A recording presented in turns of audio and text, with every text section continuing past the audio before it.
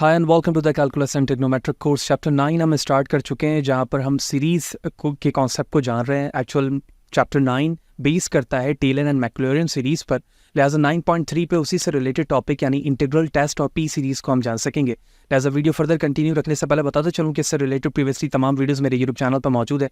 फहद हुसैन सी से सर्च करने के बाद आप मेरे यूट्यूब चैनल पर आएंगे, इसके प्लेलिस्ट पर जाएंगे जहाँ डिफरेंट डिसिप्लिन्स की वीडियोस मौजूद हैं। विद ईज आप इन तमाम को वॉच कर सकते हैं। जबकि इसके अलावा इसमें इस्तेमाल होने वाले content related material which mean presentation, slide code, ये तमाम चीज़ें मेरे ब्लॉग fahadhusaincs.blogspot.com पर है, जहाँ से तमाम मटेरियल को फ्री डाउनलोड करके यूज़ किया जा सकता है। तो चैनल पर अगर नए हो, चैनल को सब्सक्राइब नहीं किया है तो ज़रूर सब्सक्राइब करें, ताकि इसी तरह की चीज़ें बर वक्त आसानी के साथ आपको सीखने को मिलते रहें। वीडियो को लाइक करें, ज़्यादा लोगों को शेयर करें। So the first thing here कि चैप्टर 9 के स्टार्ट से ही हमने दो इंपॉर्टेंट चीज़ों को सबसे पहले जाना कि सीक्वेंस और सीरीज़ क्या है, और नेक्स्ट फिर हमने कन्वर्जेंस और डाइवर्जेंस के कॉन्सेप्ट को देखा। तो इंटीग्रल टेस्ट की ज़रूरत हमें उस वक्त पड़ती है जब हम सीरीज़ के कॉन्सेप्ट को टेस्ट करना चाह रहे हो। कब? फॉर एग्जाम्पल एक फंक्शन हमें दिया जाए जो कि पॉजिटिव हो, कंटिन्यूअस हो और डिक्रीजिंग हो, तीन चीज़ें उस पर मौजूद हो, यानी पॉजिटिव वैल्यूज़ के कलेक्शंस पर वो सीरीज़ बेस करे, कंटिन्यूअस हो यानी कंटिन्यूटी उसमें मौजूद हो, और साथ ही साथ वो डिक्रीजिंग फंक्शन हो, ठीक है।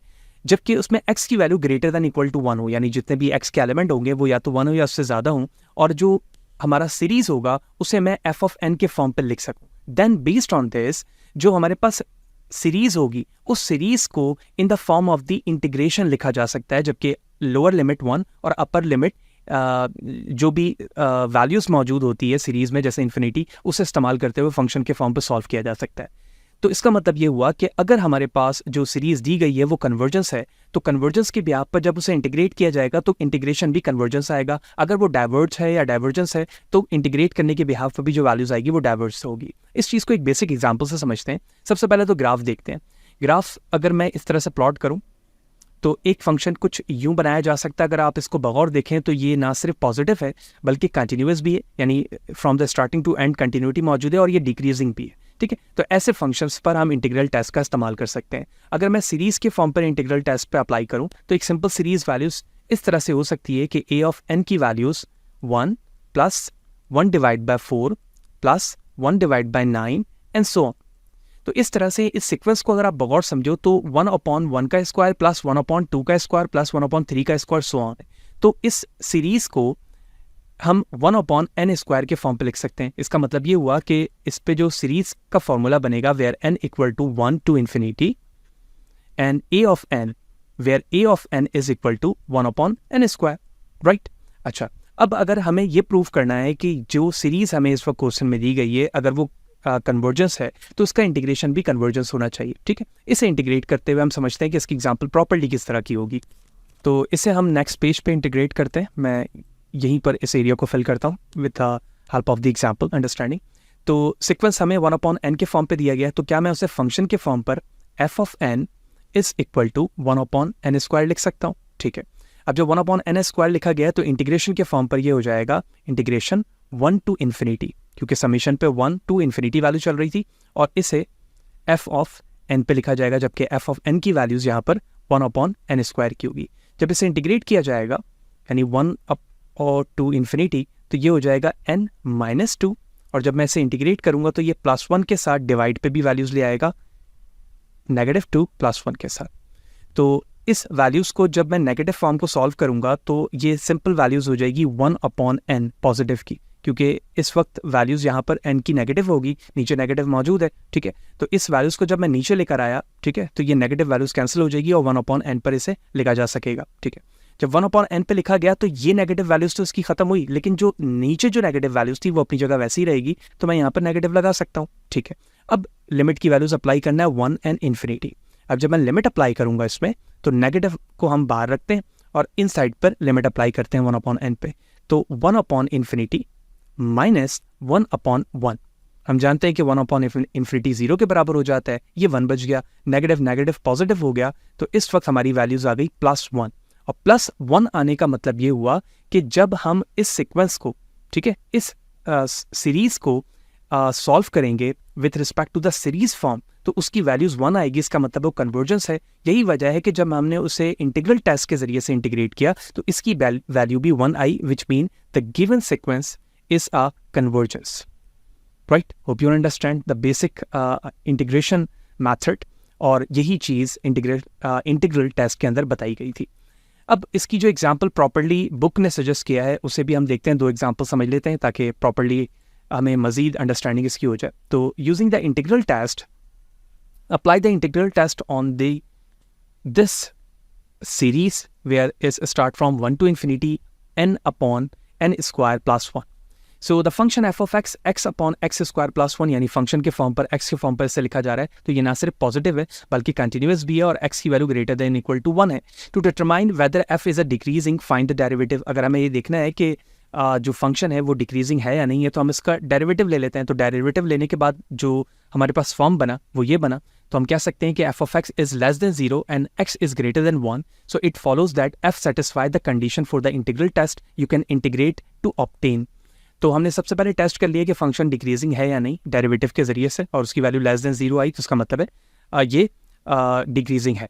अब हम इसमें इंटीग्रल टेस्ट अप्लाई कर रहे हैं। तो इंटीग्रल टेस्ट अप्लाई करने के लिए हमने सबसे पहले क्या किया, जो बेसिक वैल्यूज थी n upon n square plus 1 उसे x के फॉर्म पर लिखा, और इस वक्त अगर आप देखो तो 2 से मल्टीप्लाई एंड डिवाइड के फॉर्म पर इसे इस तरह से लिखा जा सकता है, ठीक है, बेसिक नोटेशन।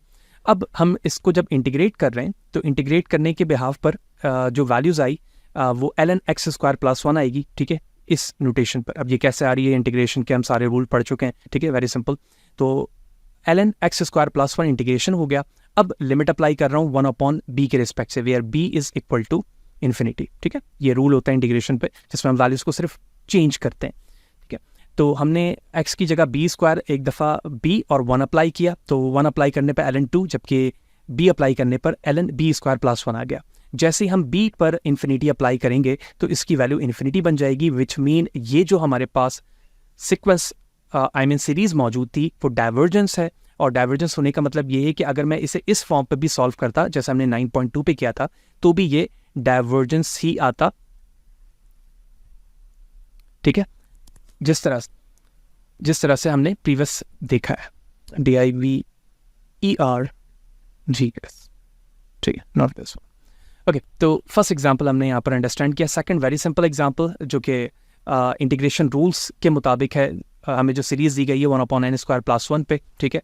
सिंपली हम चाहें तो उसको इंटीग्रेट करके टेस्ट भी कर सकते हैं कि ये डिक्रीजिंग है या नहीं। हमने डायरेक्टली रूल अप्लाई किया इंटीग्रेशन टेस्ट का, 1 upon x square plus 1 integration के मुताबिक tan इनवर्स या आर्क ऑफ 10 के बराबर होता है, both are same. tan inverse लिख लें आप इसे या आर्क ऑफ 10 लिखें, ठीक है, ये सारी चीज़ें हम पढ़ चुके हैं।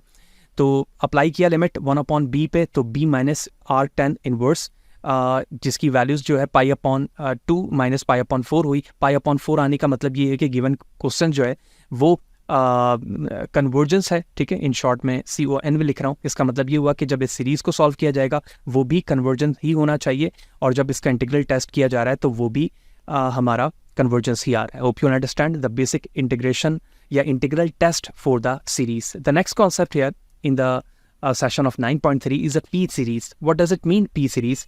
P सीरीज का मतलब ये होता है कि किसी सीरीज वैल्यूज़ को अगर देखा जाए तो 1 अपॉन n टू पावर के फॉर्म पर वो मौजूद हो, यानी 1 अपॉन n स्क्वायर हो गया, n क्यूब हो गया, इस तरह की वैल्यूज़ जो होती है वो P सीरीज़ के फॉर्म पर सॉल्व की जा रही होती है, और इसके साथ हार्मोनिक सीरीज़ भी मौजूद है। So in the reminder of this session you will investigate a second type of this series that has a simple arithmetic test for convergence and divergence. यानी इसमें अर्थमेटिक सिंपल टेस्ट किया जाएगा जिसके behalf पर हम पता कर सकेंगे कि जो सीरीज़ कन्वर्जेंस है या फिर डाइवर्जेंस है। जैसे P सीरीज़ के फॉर्म पर 1 upon n to power p, where p2 values 1 to power p, 2 to power p, 3 to power p and so on, that is said to be a P series. अब अगर p की value हमने 1 कर दी तो ये 1 plus 1 upon 2 plus 1 upon 3 till two the values of infinity, जिसे हम harmonic series कह रहे हैं। यानी जब मैंने p की वैल्यूज को असाइन किया 1, तो जो सीरीज बन रही है उसे हम हार्मोनिक सीरीज कह रहे हैं, और जब तक ये p के फॉर्म पर है उसे हम P सीरीज कह रहे हैं। वैसे इस हार्मोनिक सीरीज के बहुत सारे यूजेज हैं। General harmonic series in a form of the summation of 1 divided by a of n plus p. In music, a string of the same material, diameter, tension, whose length from a harmonic series produce harmonic tunes. These are the basic usage where the harmonic series are used in a form of the series values. Okay. लेकिन इस तरह की जो series होती हैं यानी 1 upon n to power p, उसे कब कन्वर्जेंस और डाइवर्जेंस किया जाता है या उसके रूल्स क्या हो सकते हैं? तो कन्वर्जेंस होने के लिए P सीरीज़ के लिए क्या ज़रूरी है कि जब P की वैल्यू ग्रेटर दैन 1 हो, यानी अगर P की वैल्यू ग्रेटर दैन 1 है तो जो सीरीज़ आपको दी गई है वो कन्वर्जेंस है, और जब P की वैल्यू 0 से 1 के दरमियान हो, ठीक है, इससे हम पढ़ सकते हैं P is greater than 0 and less than equal to 1, यानी 0 से 1 के दरमियान है तो हम उसे डाइवर्जेंस कहेंगे। ठीक है, एग्जाम्पल देखते हैं इस चीज़ की, हमें बात समझ में आ जाएगी। ठीक है, तो अगर आप बेसिक एग्जाम्पल देखो, वैसे यहाँ पर एक बेसिक एग्जाम्पल पे बताया गया है कि convergent and divergent of P series किस तरह से हो रहा है।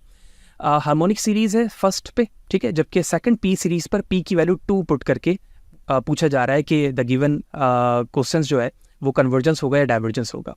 तो from the theorem 9.11 as we have seen, तो जब मैं p की वैल्यू 1 पुट करता हूँ तो ये 1/1 यानी सिंपल 1 लिख सकता हूँ, 1/2 1/3 के बराबर होगा। इसे हम हार्मोनिक सीरीज कहते हैं। तो ये जो सीरीज है इस वक्त डाइवर्जेंस है क्योंकि ये till two the values of infinity जा रही है। ठीक है, इसकी कोई लिमिटेड वैल्यूज नहीं आ रही है। लेकिन जब हम p की वैल्यू 2 पुट करते हैं यानी 1/n² प्लस 2² प्लस 3², तो ये कन्वर्जेंस को रिप्रेजेंट करती है, यानी इसकी एक लिमिटेड वैल्यूज मिलेगी। और ये किस तरह से मिलेगी कि 1/n² को अभी हमने प्रूव करके देखा किस तरह से, इंटीग्रल टेस्ट से। ठीक है, अगर मैं ऊपर जाऊं तो हमने 1/n² को तो यहाँ पे इंटीग्रल टेस्ट से प्रूव किया था। ठीक है, ये तो इसे जब मैंने प्रूव किया था तो इसकी वैल्यूज क्या आ रही थी, 1 आ रही थी। तो इसका मतलब ये कन्वर्जेंस है, और कन्वर्जेंस होने का मतलब ये हुआ कि मैं कह सकता हूँ कि हार्मोनिक की p की वैल्यू जब 2 होती है तो वो कन्वर्जेंस एक सीरीज बना रहा होता है। The next one, testing the series for the convergence 1/n multiply by ln n where n is start from 2 to infinity। अब देखो 2 to infinity का मतलब ये हुआ कि यहाँ पर जो कॉन्सेप्ट है वो p सीरीज का है। ठीक है, क्यों? क्योंकि वहां पर हमने देखा जब p की वैल्यू 2 होती है तो वहां से वैल्यूज कन्वर्जेंस होना शुरू होती है और 1 पर वो हार्मोनिक सीरीज बना रहा है जो कि डाइवर्जेंट था। ठीक है, जबकि हम सिंपल सीरीज की जब भी बात करते हैं तो वहां पर p की जो n की वैल्यू है वो स्टार्ट फ्रॉम 1 to ऑनवर्ड होती है। ठीक है, इस बिहाफ पर जब हम इसे सॉल्व करना शुरू करते हैं तो 2 to infinity, मैं थोड़ा सा शॉर्ट जा रहा हूँ, ठीक है, कॉन्सेप्चुअल व्यू पर, 2 to infinity according to the limit values 1/x ln x के फॉर्म पे लिखा, इंटीग्रल टेस्ट कर रहा हूँ तो इंटीग्रल टेस्ट पे 1/x डिवाइड ln x लिखा जा सकता है, और जब इसका इंटीग्रेट किया जाएगा तो ln x लिखा जाएगा। ठीक है, 1/x का ln हो जाएगा। अपर एंड लोअर लिमिट अप्लाई किया जिसकी वैल्यूज इन्फिनिटी आई, तो बेस ऑफ दिस मैं कह सकता हूं कि ये जो p सीरीज की वैल्यूज इस क्वेश्चन के लिए 1/n divide multiply by ln n के लिए थी, जबकि इसमें n की वैल्यू 2 भी लिखा गया तो भी ये डाइवर्जेंस ही प्रोड्यूस करके हमें दे दी। तो hope you understand the conceptual understanding of the p series के p सीरीज हार्मोनिक मीन्स और इसी तरह से कन्वर्जन एंड डाइवर्जेंस का कॉन्सेप्ट क्या है। फिर भी अगर कोई सवाल हो, कोई चीज़ समझ में ना आई, कमेंट सेक्शन पर जो ज़रूर पूछें, कोशिश करूँगा सवाल से आपको बर वक्त जवाब दे सकूँ। वीडियो चलेगी तो लाइक करें, ज़्यादा लोगों को शेयर करें। इस तरह के कॉन्सेप्चुअल पॉइंट से और व्यू से हमें ये समझ में आ रहा है कि जब सीरीज़ के फॉर्म पर कोई वैल्यूज़ लिखी जाती है, बड़ी इंपॉर्टेंट कॉन्सेप्ट हम डिस्कस कर रहे हैं कि जब इंटीग्रल टेस्ट किया जाता है तो इसका मतलब ये होता है कि हम अपने एरिया अंडर द कर्व को स्मॉल रीजन्स में डिवाइड करते हैं, और उन स्मॉल रीजन का सम, जैसे मैं रफ एक बना रहा हूँ यहाँ पे, इस स्मॉल रीजन का sum actually area under the curve होता है। यही हमने पढ़ा है फ्रॉम द स्टार्टिंग। तो सीरीज के अंदर हम यही तो कर रहे होते हैं, इन तमाम वैल्यूज को क्या कर रहे होते हैं, ऐड ही तो कर रहे होते हैं। ठीक है, तो यही वजह है कि इंटीग्रल टेस्ट के अंदर वो वैल्यूज जो सीरीज के फॉर्म पर होती थी उसे कन्वर्जन और डाइवर्जेंस टेस्ट करने के लिए हमें इंटीग्रल टेस्ट की जरूरत पड़ रही है। फिर भी कोई सवाल है तो मुझे कमेंट सेक्शन पर ज़रूर बताएं। नेक्स्ट सेशन पर जाएंगे तो 9.4 और 9.5 को कोशिश करेंगे दोनों को मर्ज करके डिस्कस करें, क्योंकि ये टॉपिक हमें अंडरस्टैंड हो चुके हैं कि ये किस तरह का है, और हम अपने फोकस वाले चैप्टर फोकस पॉइंट पे जाएंगे जो इस चैप्टर का है, यानी Taylor series and Maclaurin series. इसी तरह से जुड़े रहें। नेक्स्ट सेशन पर मिलते हैं तो 9.4 को एंड 5 को डिस्कस कर रहे होंगे। सी यू देयर।